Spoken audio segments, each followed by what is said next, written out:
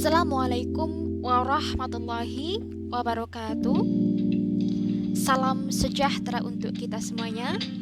Semoga anak-anak ibu selalu diberikan kesehatan. Dan ingat ya, di masa pandemi yang belum berakhir ini untuk selalu menjaga kesehatan dan imunitas tubuh sehingga kita tidak terpapar COVID-19. Oke, Spirit Sosiologi, salam sosial. Video pembelajaran sosiologi kali ini kita akan bahas materi permasalahan sosial dan globalisasi. Dan yang akan kita bahas di video pembelajaran kali ini adalah definisi dari globalisasi. Apakah globalisasi menjadi tantangan atau kesempatan bagi kita? Kemudian bagaimana perkembangan dari globalisasi itu sendiri? Dan gerakan pro-globalisasi serta anti-globalisasi. Seperti apa? Mari kita simak penjelasannya berikut ini. Permasalahan sosial dan globalisasi. Ya, jadi di video pembelajaran kali ini kita akan membahas isu-isu permasalahan sosial yang terjadi di masyarakat seiring dengan berkembangnya globalisasi yang merambah masyarakat kita, merambah dunia. Nah, sebelum kita membahas isu-isu permasalahan sosial itu, maka kita terlebih dahulu harus mengetahui definisi dari globalisasi itu sendiri, ya.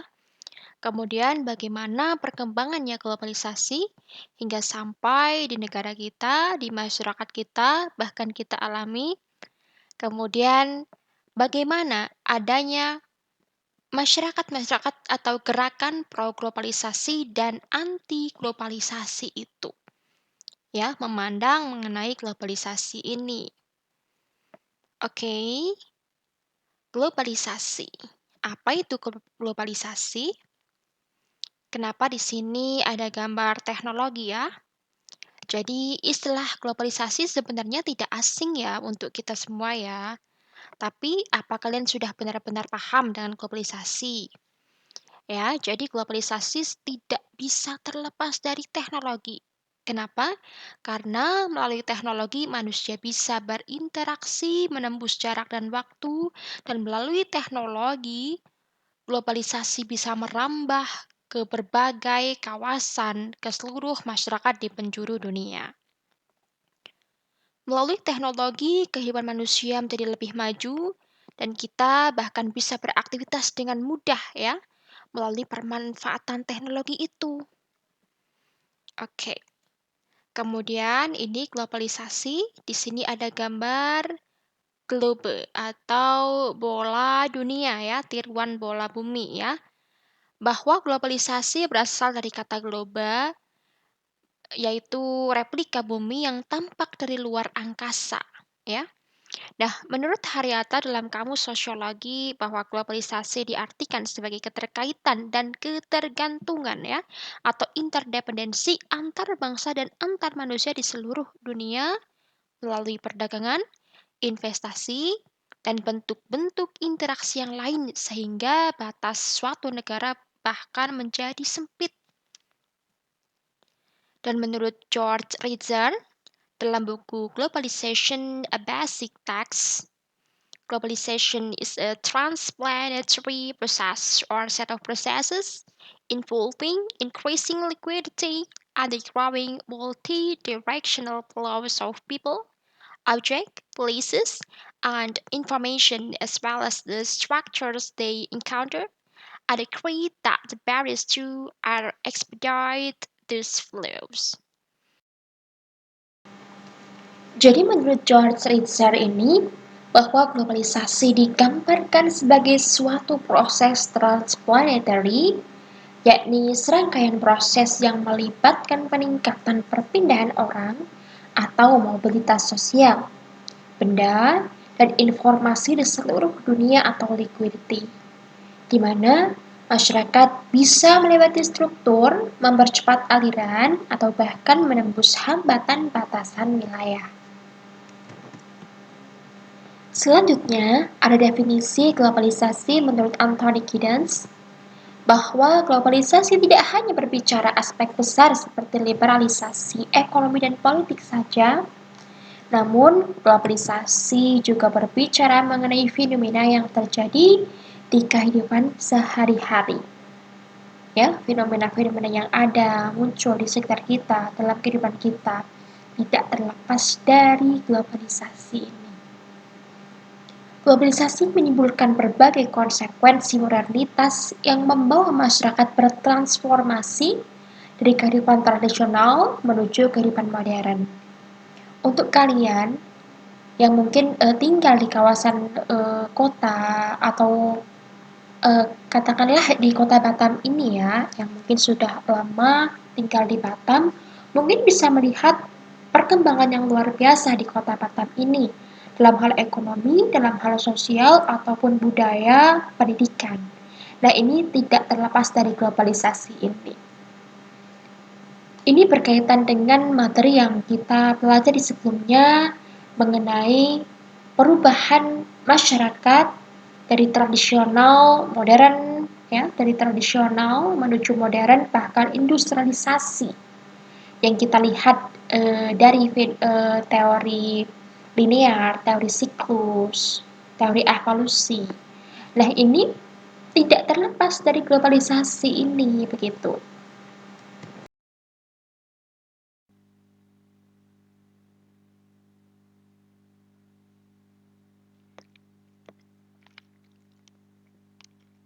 Selanjutnya adalah ciri globalisasi menurut Arsyad Kusumajaya. Ada beberapa. Yang pertama, peningkatan interaksi antara batas negara, ya. Jadi interaksi ini ya dalam hal budaya, dalam hal sosial itu terus-menerus mengalami peningkatan. Tidak hanya antar negara tapi juga bersifat internasional ya, antar berbagai negara di berbagai belahan dunia, berbagai belahan bumi ya.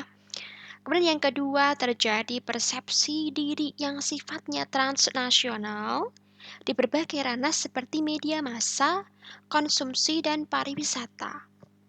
Kemudian yang ketiga, ya munculnya komunitas.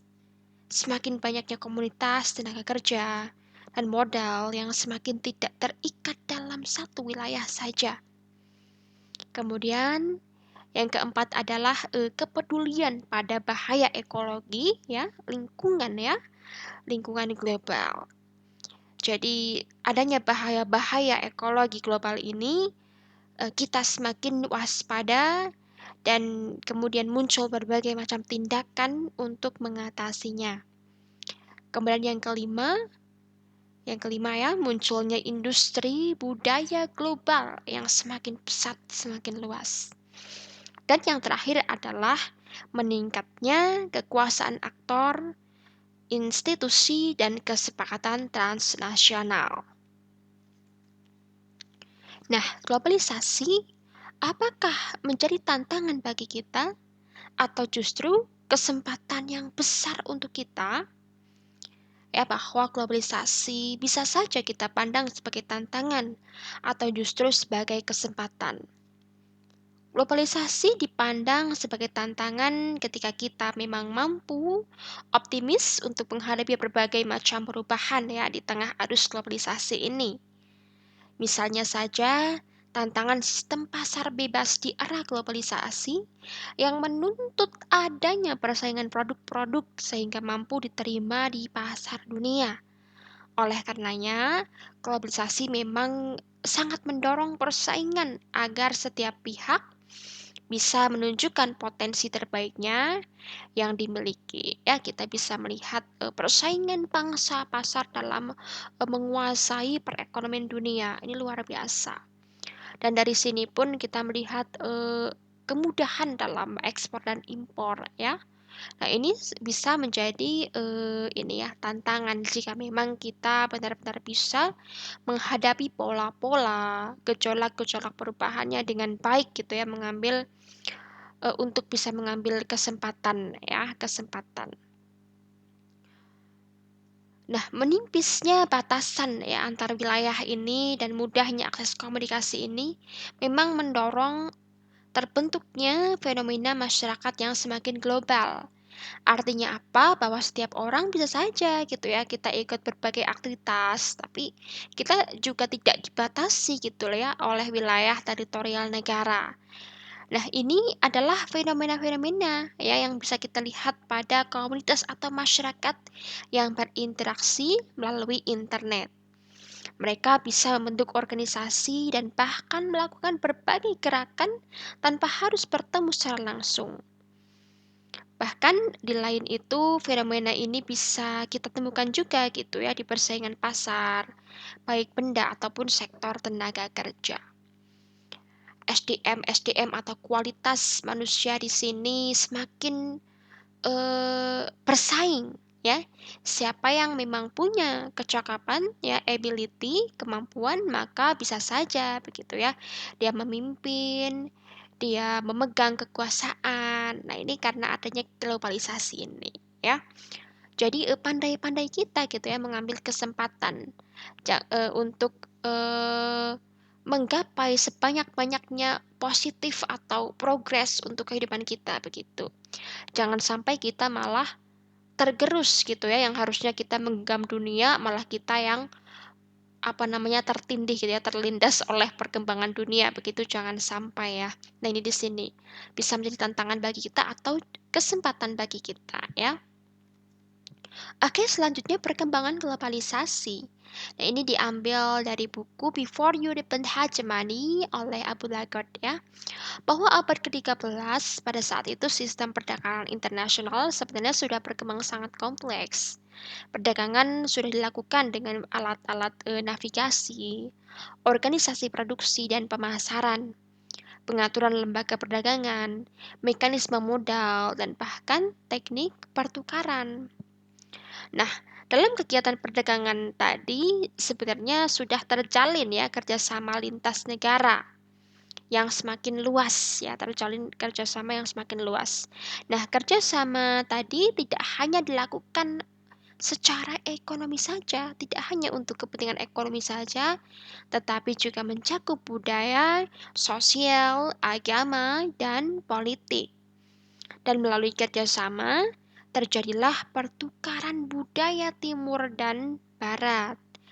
Nah, hubungan timur dan barat di periode tadi, periode 13 ya, periode 13 ke sini begitu ya, telah menunjukkan terjadinya sebuah proses yang globalisasi. Nah, ini awal ya bagaimana globalisasi ada dan merambah ke wilayah-wilayah yang lain. Nah, kemudian ditandai juga dengan kegiatan perdagangan bangsa-bangsa Eropa seperti Spanyol, Portugis, Inggris, dan Belanda yang ternyata juga telah dipengaruhi oleh perkembangan globalisasi dunia.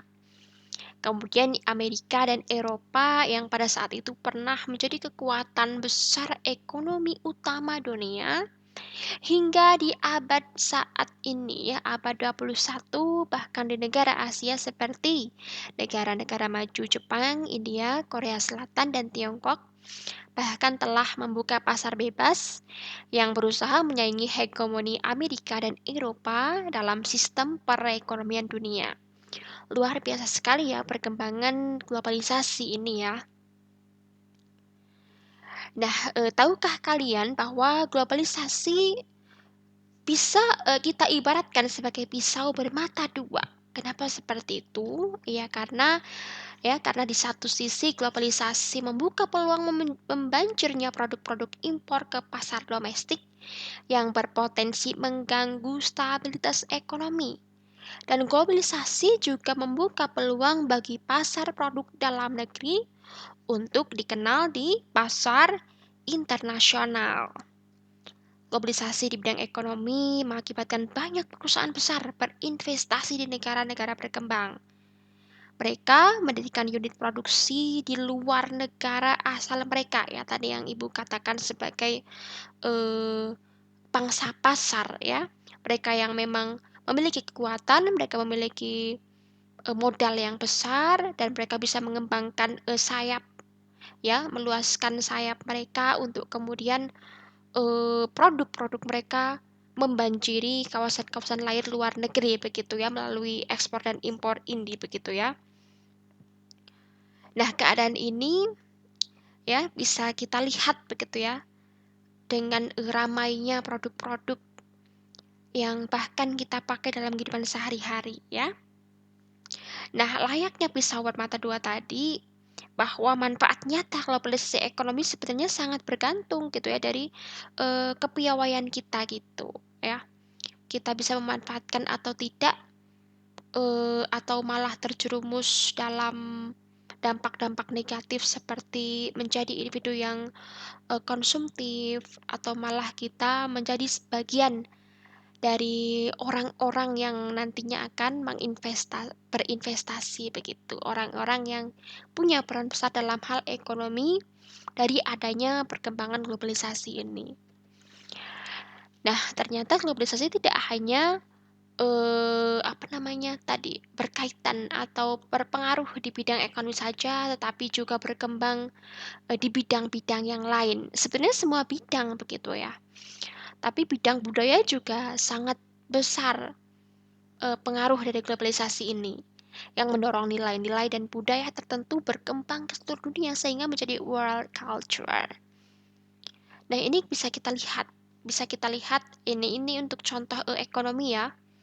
Bagaimana tadi negara-negara yang punya kekuatan, punya modal besar, mampu mendirikan perusahaan-perusahaan besar atau perusahaan multinasional untuk kemudian mereka mampu menguasai pangsa pasar dan produknya pun bisa membanjiri pasar-pasar luar negeri.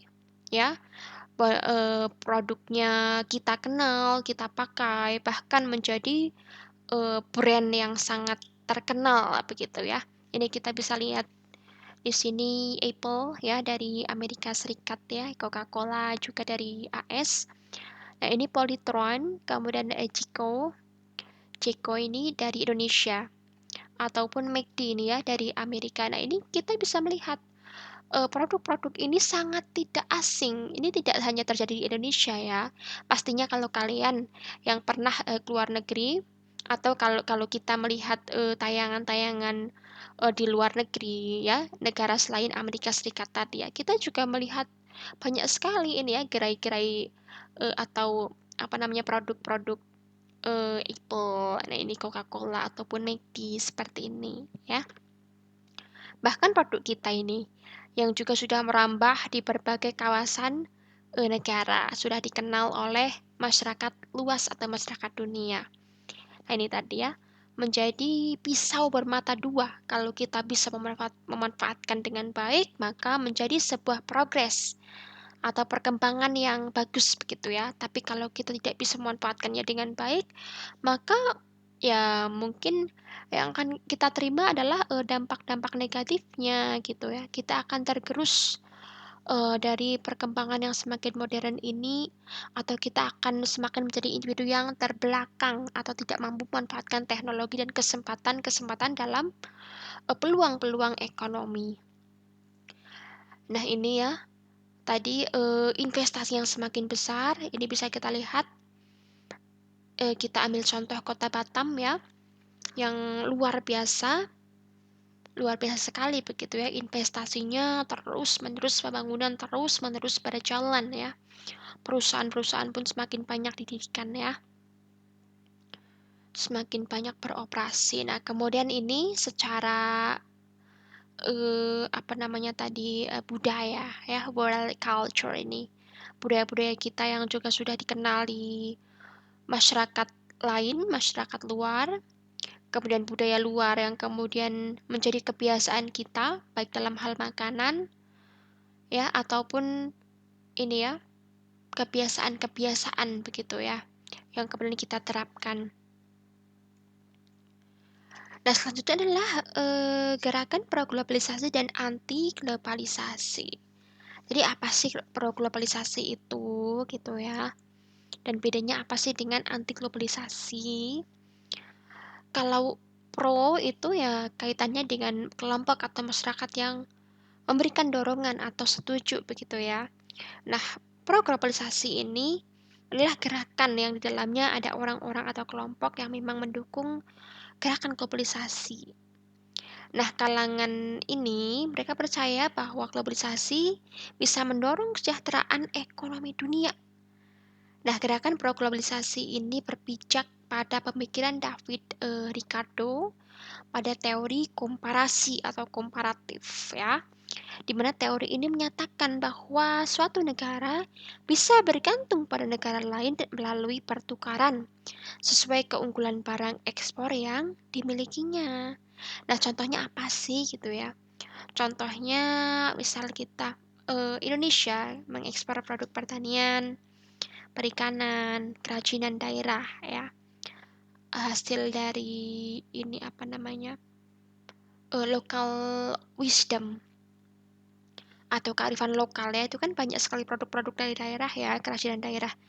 Nah, sementara itu dari sektor industri otomotif dan elektronik kita melakukan impor kayak gitu. Jadi ada impor, ada ekspor, ada impor kayak gitu ya. Kita bisa melakukan itu gitu ya.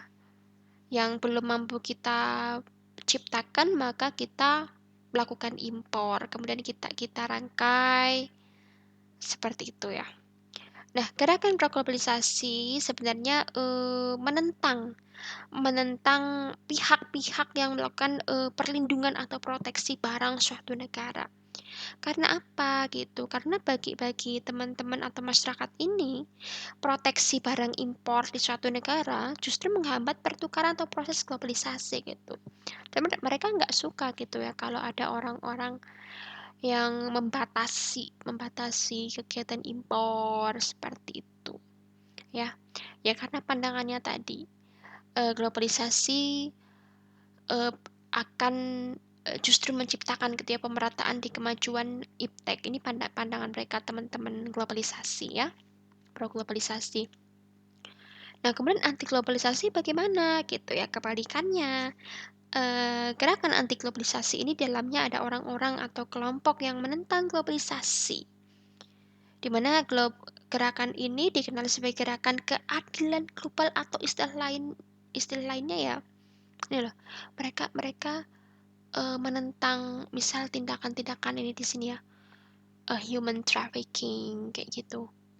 Nah, maka dari itu mereka adalah gerakan yang menyuarakan keadilan global. Mereka pun cenderung menentang keberadaan WTO atau World Trade Organization ya, organisasi perdagangan dunia. Karena mereka tidak ingin gitu ya barang-barang asing membanjiri masyarakat kita. Karena mereka tidak ingin jika pangsa pasar dikuasai oleh negara-negara besar seperti Amerika ataupun dari Eropa seperti itu. Ya, mereka tidak ingin itu terjadi. Mereka tidak mau masyarakat kita, pertanian kita menjadi lemah atau tidak lagi bernilai ketika sudah disandingkan dengan produk-produk impor dari negara lain. Karena apa? Karena kan kita dikenal masyarakat Indonesia itu kan dikenal local wisdomnya ya, kearifan lokalnya itu kan sebagai masyarakat petani ya, atau agraris gitu, dan mereka tidak ingin ya kalau suatu saat kearifan lokal kita sebagai masyarakat yang dikenal dengan pertaniannya kemudian lama-lama menjadi hilang, terganti ya, karena apa? Karena masyarakat kita sudah jauh lebih banyak melakukan impor gitu ya, dan akhirnya petani pun semakin sedikit dan mereka tidak mau hal-hal seperti itu terjadi. Nah, kemudian ini kaitannya dengan menentang human trafficking. Ini kan banyak sekali ya perdagangan-perdagangan manusia, penyelundupan manusia, ataupun tenaga kerja Indonesia yang kadang ilegal ya. Nah, ini kan perdagang atau penyelundupan orang ya, tenaga kerja mungkin tenaga kapal yang kadang-kadang ilegal itu kan karena akibat dari globalisasi juga ya, dan mereka tidak mau sampai hal seperti ini terjadi, di mana mereka berpandangan bahwa globalisasi justru merusak tatanan dunia dan identitas lokal masyarakat. Baiklah anak-anak ibu semuanya, demikian tadi pembahasan mengenai definisi dari globalisasi. kemudian perkembangan globalisasi, serta gerakan pro dan anti globalisasi. Semoga bisa dipahami, tetap semangat, spirit sosiologi, salam sosial, sampai jumpa di video pembelajaran berikutnya. Sekian dari Ibu, wassalamualaikum warahmatullahi wabarakatuh.